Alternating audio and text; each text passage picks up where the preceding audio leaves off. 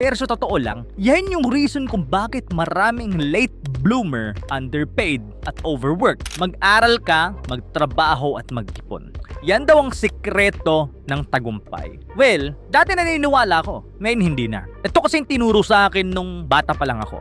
Mag-aral ka ng mabuti, magharap ka ng stable na trabaho at mag-ipon ka ng paunti-unti hanggang yumaman ka. Sound safe, di ba? Pero sa totoo lang, yan yung reason kung bakit maraming late bloomer, underpaid at overworked. Kasama ako dati dun. Na sana ito na lang yung ginawa ko. Nag-aral ako habang nagtatrabaho. Hindi full-time trabaho kaagad, pero sabihin natin mga part-time work habang nag-aaral sa college. Para pag-graduate ko, di ako beginner katulad sa mga newly graduate. At meron akong edge sa mga employer. Number 2, magkatrabaho ako sa iba't ibang companies. Hindi lang isa. Bakit? Hindi dahil sa sweldo, kundi para makalikom ako ng skills and connections sa iba't ibang mga companies. Siyempre, lilipat ka at lilipat ka din. Natataas dapat ang sahod mo. Ginagamit ko ang bawat company bilang training ground. Every 6 to 12 months, upgrade, learn, meet people, move. Pangatlo, magtatayo ako ng business on the side.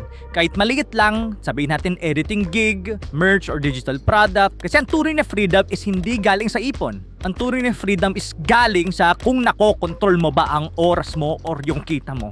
So totoo, ang pinakatanga na nasundan ko is yung pinaka-safe. Mag-aral, magtrabaho at mag-ipon. Safe yun, di ko sinasabi pangit yun. Safe lang pero slow at limited. Mas okay pa rin sa akin habang nag-aaral, natututo kong mag-build ng skills, system at business. Ayun yung combo na hindi tinuturo sa school, pero yun yung nagpapayaman sa labas. Ikaw, ano yung safe advice na sununod mo na sana mas maaga mong binasag? Comment down below.